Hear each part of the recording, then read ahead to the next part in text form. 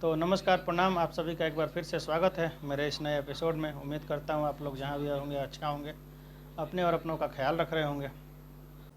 तो आते हैं आज की कहानी के ऊपर। आज की ये जो क्राइम तक की कहानी है, इस कहानी से हमें कुछ सीखने को भी मिलेगा। ऐसा नहीं है कि क्राइम में केवल ख़राब बातें ही होती हैं, उसमें भी कुछ अच्छी बातें होती हैं जो हम सीख सकते हैं और सीखना चाहिए। ख़ास तौर पे पैसे से रिलेटेड, जिसके वजह से आज के डेट में ज़्यादा क्राइम होने लगी हैं। एक कहानी है नेपाल की। नेपाल में एक फैमिली था, मम्मी पापा, उसकी एक बेटी।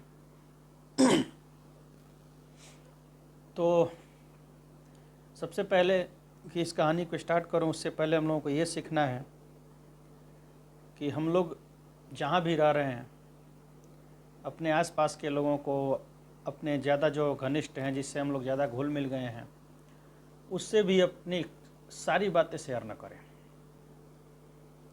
ख़ास तौर पे पैसे प्रॉपर्टी से रिलेटेड। कौन आपके साथ किस रूप में है वो कोई नहीं जानता। ख़ास तौर पे जब आपके पास कहीं से पैसा आया, आपने प्रॉपर्टी सेल किया, गवर्नमेंट जॉब में एम्प्लॉय अगर हैं तो आपको कुछ पेंशन वगैरह का काम हुआ, कहीं से आपने एफडी कराया, या फिर किसी भी रास्ते से, किसी भी तरह से आपके पास अगर कोई पैसा आया हो और उस पैसे को आप निकाले हुए हैं, घर पे रखे हुए हैं, या फिर बैंक में ही है, पैसा आपके पास है, तो अपने जो खूब करीबी है ना, उनसे भी आप लोग ये डिस्कस ना करें। ख़ास तौर पे 1 लोग, 2 लोग, 3 लोग, 4 लोग, बातें आगे तक बढ़ती हैं। और कौन किस दिमाग का है और कौन किस सोच के साथ आपके साथ है वो कोई नहीं जानता। तो आज की ये कहानी नेपाल की एक कहानी है, जैसा कि मैंने आपको पहले भी बताया। और नेपाल की अगर बात करें तो क्राइम तक की कहानियों में ये सबसे खतरनाक कहानी है। एक कांड को अगर छोड़ दें, वहाँ नेपाल में राजशाही ख़ानदान में एक बार कत्लेआम हुआ था। उसके बाद अगर देखें तो ये सबसे खौफनाक कहानी है। कहानी कुछ यूँ है कि इंडिया का रहने वाला एक शख्स, इंडिया दार्जिलिंग का रहने वाला एक शख्स, जिसका नाम बीरेन प्रधान है,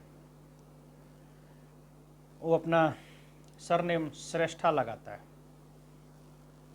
बीरेन प्रधान अच्छा खासा पढ़ा लिखा, इंडिया छोड़ के नेपाल में जाता है। नेपाल में जाके टीचर का काम करता है। टीचर का काम करते करते उसके पास पहले से ही प्रॉपर्टी अच्छा था, तो वहाँ पे जाके कुछ अपना जैसे भी है कानूनी डॉक्यूमेंटेशन वगैरह जो भी है क्लियर करके वहाँ पे एक घर बनवाता है, फ्लैट। तो उसके फ्लैट में काफ़ी सारे किराएदार रहने के लिए आते हैं, और उसी किराएदारों में से एक ये भी फैमिली है जिसकी मैं आज बात करने वाला हूँ। एक फैमिली जिसमें एक मम्मी, एक पापा और उनकी एक बेटी है। सभी मम्मी पापा अपने बच्चों के उज्जवल भविष्य के लिए सोचते हैं। सेम वैसा ही ये भी मम्मी पापा अपनी बेटी के भविष्य के लिए सोच रही हैं।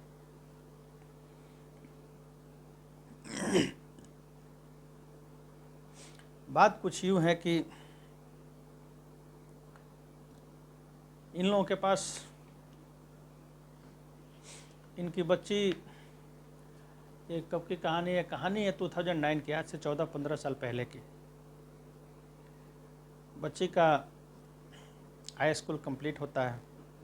तो हाई स्कूल कंप्लीट करने के बाद सभी माँ बाप सोचते हैं कि कुछ अच्छे कॉलेज में, अच्छे यूनिवर्सिटी में अपने बच्चों का एडमिशन कराएं, तो आगे की स्टडी कुछ अच्छी हो, तो हमारे बच्चे का भविष्य अच्छा होगा। वैसा ही सोचकर ये लोग नेपाल में काठमांडू एक जगह है, वहाँ पे ये लोग जाते हैं। वहाँ एक कॉलेज है, वहाँ पे ये लोग अपने बच्ची का नाम लिखवाते हैं। बच्ची पढ़ने में बहुत तेज, बच्ची पढ़ने लगती है। इसके साथ एक और लड़की पढ़ती है। फिर पढ़ाई लिखाई चालू होता है। तब तक बीच में ही वीरेंद्र प्रधान, जिसके बारे में आपको बता रहा हूँ, वो अपना फ्लैट खाली करने को बोलता है। ये बोलता है कि मैंने अपना फ्लैट सेल कर दिया, तो इसके वजह से आप लोगों को फ्लैट खाली करना पड़ेगा। तो सभी किराएदारों के तरह ये लोग भी फ्लैट को खाली करते हैं। खाली करने के बाद दूसरे जगह शिफ्ट होते हैं। शिफ्ट होने के बाद बच्ची का पढ़ाई लिखाई अच्छा से स्टार्ट होता है। बच्ची पढ़ने लिखने अच्छा तरह से जाने लगती है। कुछ दिन पढ़ाई करती है, तब तक बच्ची के पास एक लड़की का फ़ोन आता है कि आपके नाम से एक लकी ड्रॉ निकला है, जिसमें 20 लाख रुपए हैं, और एक कौन सी जगह, एग्जैक्ट नाम नहीं आ रहा है, एक कौन से जगह का टिकट भी निकला है, फ्री टिकट, जहाँ पे आप घूमने के लिए जा सकती हैं। तो वो लड़की भी काफ़ी एक्साइटेड, अपने घर पे नहीं बताती है, ये सोचकर कि सरप्राइज़ होता है ना, सरप्राइज एलिमेंट के तौर पे, कि मैं सब कुछ क्लियर करने के बाद अपने घर पे बताऊंगी, हमारे घर वाले हम पे बहुत खुश होंगे। और फ़ोन आने के बाद वो लड़की उसी दिन वहाँ चली जाती है जहाँ पे ये लोग बुलाते हैं। लड़की को बुलाते हैं, वहाँ लड़की जाती है। उस जगह पे जो बुलाई है लड़की, उससे इस लड़की का मुलाकात होता है। वो लड़की इस लड़की को लेके जाने लगती है। जहाँ पे जाना है वहाँ पे जाती है, देखती है कि जहाँ पे मेरे को वो लड़की लेके आ रही है, वहाँ पे एक इंसान उसको मिला। वो इंसान वही है जिसके रूम में ये रहती थी, पहले अंकल अंकल बोलती थी। तो उसी रूम में ये जाती है और उस इंसान को देख के ये थोड़ा सा घबराती है, लेकिन फिर भी कुछ बोलती नहीं है, क्योंकि इसको ये सब के बारे में कुछ पता नहीं कि हमारे साथ क्या होने वाला है। वो लड़की उस इंसान से उसको मिला के और खुद निकल जाती है वहाँ से। घर वाले पूरा दिन वेट करते हैं, शाम तक वेट करते हैं, लड़की नहीं आई। रात में वेट करते हैं, लड़की नहीं आई। अगले दिन इस लड़की के पापा के पास एक मैसेज आता है, टेक्स्ट मैसेज। हेलो, हम ये बोल रहे हैं, नाम क्लियर नहीं बताया वो, हम ये बोल रहे हैं, यहाँ से बोल रहे हैं, आपकी लड़की हमारे कब्जे में है। अगर आप अपने लड़की को सुरक्षित देखना चाहते हो तो इतना पैसा लेके हमारे पास आ जाओ। जैसा कि आपको मैंने पहले बताया कि अगर आपके पास कहीं से कुछ फंड आ रहा है तो किसी को बताएं नहीं, क्योंकि आज के ज़माने में कौन कैसा है कोई नहीं जानता। तो उन लोगों के पास ये फ़ोन जाता है। वो लोग उसके डैडी के पास। अब डैडी सोचता है कि घर पे तो बताना पड़ेगा, तो उनके डैडी अपनी वाइफ को भी ये बात बताते हैं। और ये होता है उसमें कि किसी को बात ये बताना नहीं, पुलिस स्टेशन जाने की कोशिश नहीं करना, नहीं तो मैं तुम्हारी लड़की को मार दूंगा। तो हर मम्मी पापा की तरह ये भी डरते हैं। और आज के ज़माने में टीवी पे हर जगह ये सब सुनने को मिलता ही है। तो वो लोग डर से पुलिस स्टेशन में नहीं जाते हैं कंप्लेन करने के लिए। वो लोगों के पास पैसा होता है, क्योंकि बच्ची के हायर स्टडी के लिए कुछ पैसे वो लोग इकट्ठा करके रखे होते हैं। तो पैसा, ठीक है, मैं पैसा लेके आऊँगा, वो एक जगह बताता है, उस जगह पे पैसा वो मंगाता है। और ये होता है कि पैसा आप लेके नहीं आएंगे, पैसा आपकी वाइफ लेके आएंगे। तो ठीक है, अब क्या करेंगे, बच्ची फंसी हुई है तो कुछ तो करना पड़ेगा। ये अपने वाइफ को भेजते हैं पैसा लेकर भेजने के बाद जिस लोकेशन पे वो बुलाता है उसी लोकेशन पे ये जाती हैं। जैसे ही उस लोकेशन पे जाके टेक्स्ट मैसेज करती है, क्योंकि वो फ़ोन तो करता नहीं है, उस नंबर पे टेक्स्ट मैसेज करती हैं, वो लोकेशन चेंज कर देता है। फिर वो दूसरा लोकेशन बताता है, दूसरा लोकेशन बताता है 20-25 किलोमीटर का डिफरेंस है। फिर लड़की की मम्मी उस लोकेशन पे जाती है, वहाँ जाने के बाद फिर वहीं टेक्स्ट मैसेज हैं, तो फिर वो ये जानने के बाद कि लेडी वहाँ पे आ गई हैं, फिर वो नंबर लोकेशन चेंज करता है, क्योंकि उसको भी पता है कि नेपाल में ये लोग रहते हैं, इन लोगों को पूरा सब कुछ आइडिया है। फिर वो लोकेशन चेंज करता है, फिर तीसरा लोकेशन भेजता है, तीसरे लोकेशन पे जाती हैं, फिर वो भी चेंज करता है, चौथे लोकेशन पे जाती हैं। चौथे लोकेशन पे ये जब बैग लेके जाती हैं तो एक इंसान इनसे मिलता है। इंसान इनसे मिलने के बाद मैडम को लेके जाता है, क्योंकि ये चौथा लोकेशन है, वहाँ पे इनकी बेटी है नहीं।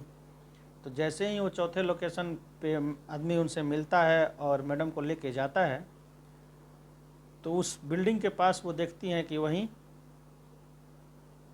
वीरेंद्र प्रताप उनको वहीं पे दिखता है। तो मैडम भी जैसे बच्ची घबरा गई शुरू में, वैसे मैडम भी घबरा गई कि ये हम लोगों का रूम में जो ओनर था वही है, और ये भी रूम हम लोगों का खाली करवाया था, अभी इतना दूर ये क्या कर रहा है यहाँ पे। और मैडम को देखने के बाद वो थोड़ा सहम जाता है, वो इंसान भी, तो वो अपना घुमा लेता है, अपना सर होता है ना आदमी को देखने के बाद इधर से उधर घूम जाना, वैसे वो होता है। लेकिन मैडम भी उसको देखती है, लेकिन मैडम भी उस समय टेंशन में है, तो वो भी इग्नोर करती है, कुछ पूछती नहीं है। पैसा जिसको देना है हैंड ओवर किया जाता है, और ये बोला जाता है कि ठीक है आप जाओ, आपकी बेटी को हम लोग रिलीज कर देंगे, शाम तक आपकी बेटी घर पे पहुंच जाएगी। क्योंकि आपके अभी यहाँ पे आपकी बेटी नहीं है, बेटी पहला लोकेशन पे है जहाँ हमने आपको बुलाया था, लेकिन वो कहाँ पे है ये एग्जैक्ट आपको नहीं बता सकते। तो आप जाइए, आपकी बेटी आपको शाम तक मिल जाएगी। ये सोचकर मैडम घर पे आ जाती है। घर पे आती है तो शाम तक वेट करती है। शाम तक वेट करने के बाद कोई रिस्पॉन्स नहीं आता है। फिर ये लोग जब रात होता है तो ये लोग उस नंबर पे कॉल करते हैं, number not reachable, text message का कोई रिप्लाई नहीं, नंबर नॉट रीचेबल। अब ये लोग क्या करें, ये लोग परेशान होते हैं। अब लास्ट में इन लोगों के पास कोई उपाय नहीं दिखता है, तो ये लोग वहाँ के एक लोकल पुलिस स्टेशन में कंप्लेन करते हैं। कंप्लेन करने के बाद पुलिस कार्रवाई करती है। इन लोगों का कुछ संदेह जानना चाहती है कि आप लोगों पे किसी पे शक है तो आप लोग बताइए, जिससे कि हम लोगों को इस केस में सहायता मिलेगा सॉल्व करने में। तो ये लोग सोचते हैं कि क्या करूं, कोई हम लोगों का ऐसा कुछ तो है नहीं, आप कहीं आपका कोई जान पहचान का कोई आदमी, कैसे ये सब हुआ, क्यों हुआ, किसी पे अगर आपको थोड़ा भी संदेह हो तो आप लोग बताइए। इन लोगों को तो किसी पे संदेह नहीं है, लेकिन ये वहीं जो इंसान वीरेंद्र प्रताप इनका रूम ओनर था, क्योंकि ये अलग रहता था दूसरे जगह और काफ़ी दूर इनको बुलाया गया, और जहाँ पे बुलाया गया वहीं पे वो इंसान इनको दिखा था, और देखने के बाद वो इंसान इधर मुंह घुमा लिया था। तो इनको थोड़ा सा उस टाइम ये अचानक से दिमाग में आया, और उसी पे इन्होंने संदेह जताया और उसका नाम लिखवाया कि ऐसा ऐसा है, हम लोग इसके मकान में पहले रहते थे, फिर ये बोला कि मकान बेच दिए, आप लोगों को रूम खाली करना पड़ेगा। हम लोगों ने रूम को खाली किया, उसके बाद हम लोगों के साथ ऐसा ऐसा हुआ, और अभी हम लोगों को चौथा जहाँ पे पैसा देने के लिए बुलाया जा रहा था, हम लोग पैसा देने जा रहे थे, बट उधर लोकेशन चेंज, फिर वहाँ जाओ वो भी लोकेशन चेंज। ऐसे करते करते चौथे लोकेशन पे हमको बुलाया गया, वहाँ पे फाइनली आदमी से मुलाकात हुई, और वो जिस लोकेशन पे लेके गया वहाँ पे मेरे को ये भी इंसान दिखा जिसके रूम में हम लोग रहते थे, बट वो मेरे को देख के मुँह घुमा लिया। मैं भी टेंशन में थी अपनी बच्ची का, तो मैं भी उससे उस समय कुछ बात नहीं कर पाई। तो मेरे को लगा कि ये यहाँ पे क्या कर रहा है, तो इसीलिए मैं आपको ये नाम बता रही हूँ कि आप इस पे थोड़ा सा गौर करें। फिर उस वीरेंद्र प्रताप के बारे में उसकी हिस्ट्री खंगाली जाती है, कहाँ का रहने वाला है, क्यों यहाँ आया, यहाँ पे आके क्या करता था, यहाँ पे आके किया तो यहाँ से छोड़ के घर और सब बेच के क्यों गया। तो पता चला कि वो दार्जिलिंग का रहने वाला था, इंडिया का, वहाँ पे गया था, वहाँ पे टीचिंग का काम करता था। फिर लास्ट में घर और बेच के वहाँ से चल दिया। तो लास्ट में सब कुछ छानबीन हुआ, उस आदमी को पकड़ा गया। उस आदमी को पकड़ा गया, बताने को पहले वो कुछ रेडी नहीं था। फिर पुलिस अपने तरीके से, जानते ही हैं पुलिस जब सख्ती करती है, तो पुलिस जब अपने तरीके से सख्ती करके उससे पूछने की कोशिश किया तो ये डर गया। डर गया तो इसने सारा काला चिट्ठा खोला। हाँ, एक बात और मैं भूल गया, ये पकड़ने से पहले ये लोगों को कुछ और आइडियाज़ देखने थे। तो ये लोग अलग अलग जिस जिस जगह पे और मैडम को ये बुलाया था, उस जगह पे पुलिस अपने अपने बटालियन को भेज के और सब छानबीन करा रही हैं। तो छानबीन के दौरान ये मिल रहा है कि कहीं से ये लोग जा रहे हैं तो हाथ का 2 टुकड़ा मिल रहा है, दूसरे लोकेशन में जा रहे हैं तो पैर का 2 टुकड़ा मिल रहा है, तीसरे लोकेशन में जा रहे हैं तो सर मिल रहा है। सर भी वैसा नहीं, कुछ डिस्कम्पोज हो चुका है, अच्छा से दिख नहीं रहा है, अच्छा से पहचान से मुश्किल है वो, क्योंकि उसका कंडीशन ख़राब हो चुका है। तो ऐसे वैसे हर एक बॉडी का पार्ट, और पार्ट भी अलग अलग 2-4 टुकड़ों में। पुलिस के पास कुछ है नहीं, फिर भी वो पोस्टमार्टम के लिए पूरे पार्ट को इकट्ठा करते हैं, जहाँ से जो मिलता है इकट्ठा करते हैं। लेकिन कुछ कपड़ा वपड़ा नहीं है, कहीं भी कुछ नहीं मिल रहा है, तो वो लोग डायरेक्टली मैडम को कुछ बोल भी नहीं सकते इस बारे में। फिर पुलिस इकट्ठा करते करते सभी पार्ट्स को जहाँ से जो मिल रहा है इकट्ठा करती है, पोस्टमार्टम के लिए रखती है। इसी दौरान उस इंसान को ये लोग पकड़ते हैं। लास्ट में इंसान को पकड़ने के बाद उससे पूछताछ किया जाता है। बीरेन प्रताप कुछ बताने के लिए रेडी नहीं होता है। पुलिस अपने तरीके से सख्ती करती है, जब सख्ती करती है तो वो डर जाता है। डर जाता है तो बताता है, और बताता है तो कुछ कहानी, तो कुछ उसका कहानी कुछ यूँ था कि वो गेमिंग ऐप होता है, तो वो ये सब पे बहुत ज़्यादा फोकस करता है, और वो शुरू का बहुत पैसे वाला, यहाँ से प्रॉपर्टी सब कुछ बेच के गया, तो नेपाल में लिया, वहाँ पे लिया, टीचिंग का काम किया, पैसा अच्छा खासा। लेकिन उसको एक लत लगा गेमिंग का, और उस गेम में उसने काफ़ी पैसा बर्बाद कर दिया, बहुत सारा पैसा बर्बाद कर दिया। पैसा बर्बाद करने के पास अपना तो किया, दूसरों से ले लेकर भी पैसा बर्बाद किया। अब जो पैसा बर्बाद किया तो किया, जिसने इसको दिया वो इसको बार बार फ़ोन कर रहा है, वो लोग का ये फ़ोन रिसीव नहीं करता, और काफ़ी पैसा है। अभी एक पैसा इकट्ठा करे तो कहाँ से करे, क्योंकि प्रॉपर्टी है नहीं, सब कुछ बेच के हार गया, लोगों से भी लेके हार गया, तो देने के लिए पैसा नहीं। अब ये परेशान होता है, तो परेशान होता है तो करे तो क्या करे। अब इसको एक बात सूझती है दिमाग में, तो जैसा आपको शुरू में बताया कि आपके पास अगर कहीं से कुछ फंड आया है तो आप लोग बताइए नहीं, क्योंकि कौन इंसान आपके साथ कैसा है कोई नहीं जानता। तो ये लोग उस बीरेन प्रताप के मकान में रहते थे। मकान में रहते थे तो ये लोग पूरा बात उसको डिस्क्लोज किए थे। ये एज पर बीरेन प्रताप का अपना स्टेटमेंट है। तो जब उसको पता चला कि इन लोगों के पास पैसा है, वो कहीं से अब कुछ कर नहीं सकता था, वो अपना सभी उपाय लगा के थक गया था, उसके पास पैसा नहीं था, लोगों का बहुत ज़्यादा उस पर प्रेशर था। तो ये सोचा कि पैसा लेने के लिए कुछ मेरे को करना पड़ेगा। लास्ट में इसने दिमाग लगाया कि वो फैमिली जो मेरे पास रहती है, वो लोग बताते थे कि हमारे पास पैसा है, हमने इसके लिए इतना पैसा रखा है। तो मैंने सोचा कि कुछ ऐसा कुछ करें कि हमारा पूरा काम एक ही बार में हो जाए। तो वो लड़की जहाँ पे पढ़ने जाती है, उसी कॉलेज के एक लड़की को पकड़ता है जिसमें इनकी लड़की पढ़ती है, उसी कॉलेज की एक लड़की को पकड़ता है, और उसी लड़की से उस लड़की को फ़ोन कराता है।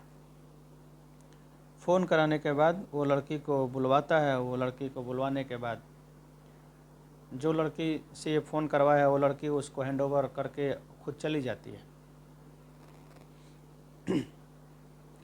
हैंडओवर करने के बाद चली जाती है। फिर ये क्या करता है कि पहले तो उस लड़के को मार डालता है। ये फिरौती मांगने से पहले, ये जब उन लोगों से पैसा मांगा है उसके पहले ही वो लड़की को मार डालता है, और मारता भी कुछ अजीब तरीके से है, जैसा कि मैंने आपको बताया। वो लड़की को मार डालता है, फिर इन लोगों के पास पैसा के लिए बोलता है। पैसा वो लोग लेके जाते हैं तो लोकेशन चेंज कर करके बताता है, क्योंकि उसको ये डर रहता है कि ये नज़दीक का लोकेशन है, इधर हम अगर कुछ बताते हैं तो फंस जाएंगे। तो पहले वो बॉडी पार्ट्स को इधर उधर फेंकता है जहाँ जहाँ उसको टाइम मिलता है।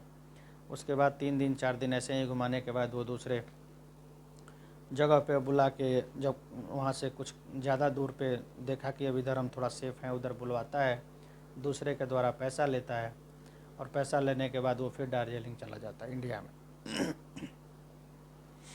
छानबीन सब होती है, ये सब पक्का होता है।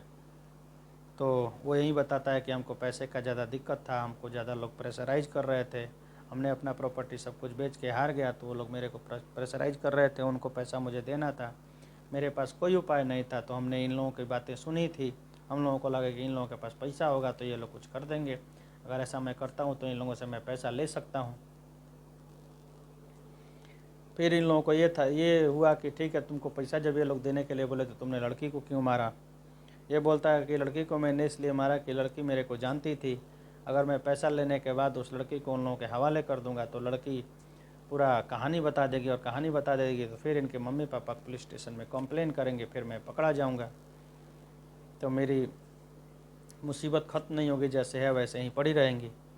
तो इससे बचने के लिए मैंने पहले ही लड़की को मार दिया कि ना वो रहेगी, ना हमको कुछ इसका टेंशन झेलना पड़ेगा, लास्ट में मैं पैसा भी ले लूँगा।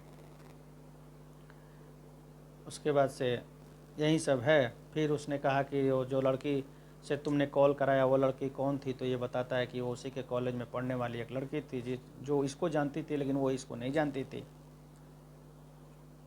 ठीक है, फिर उस लड़की का पता लिया गया, उस लड़की को पकड़ा गया। तो उस लड़की को इसने कुछ लालच दे के, पैसा वैसा दे के, डरा धमका के कराया था और उसको छोड़ दिया था उसी टाइम। तो उस लड़की को फिर मामला कोर्ट में गया, कोर्ट में जाने के बाद कार्रवाई सुनवाई वगैरह हुआ। तो वो लड़की का उस समय उम्र 19 ईयर्स था, 18 और 19 ईयर्स, जो इसका साथ दी थी। तो उसकी उम्र को देखते हुए फिर भी उम्र कैद तो उसको नहीं हुआ, ज़्यादा सज़ा भी नहीं हुआ, 20 साल की सज़ा उसको सुनाई गई, और बीरेन प्रताप को 30 ईयर्स की सज़ा सुनाई गई। लेकिन कहने का तात्पर्य यह है कि क्या उस सज़ा को सुनाने से और उस सज़ा मिल जाने से, उस इंसान को सज़ा मिल जाने से क्या लड़की वालों को उनकी बेटी मिल गई? नहीं मिली। तो जो बुरा हो जाता है वो फिर वो वापस आता नहीं है। वो अच्छा करने की कोशिश करते हैं, लेकिन अगर वैसा कुछ हो गया जो कि कोशिश करने से भी सही नहीं होने वाला है, तो इंसान क्या कर सकता है? लड़की के मम्मी पापा आज भी अपने आप को कोस रहे हैं कि हम लोगों ने क्या क्या सोचा अपनी बच्ची के लिए, हमारे बच्ची के साथ ऐसा हो गया। उस इंसान को तो सज़ा मिल गई, लेकिन ये लोग का क्या करें? इन लोगों का तो जीवन मृत्यु से भी ज़्यादा भयावह हो गया ना। इन लोगों के आगे पीछे अब कौन है? तो कहने का तात्पर्य यह है कि आज के ज़माने में रहें सबके साथ, लेकिन बच के रहें। किसी से भी घुलने मिलने के बाद ऐसा नहीं कि आप अपना पूरा कहानी ही उसको बता दें। अपने कहानी को अपने अंदर रखिए, क्योंकि आपके साथ कौन किस रूप में आ रहा है ये कोई नहीं जानता है। उम्मीद कर रहा हूँ इस कहानी से आप लोगों को कुछ सीखने को मिलेगा, और ऐसी गलती आप लोग करने की कोशिश नहीं करेंगे। तो आज कहानी के लास्ट में फिर से वही बात,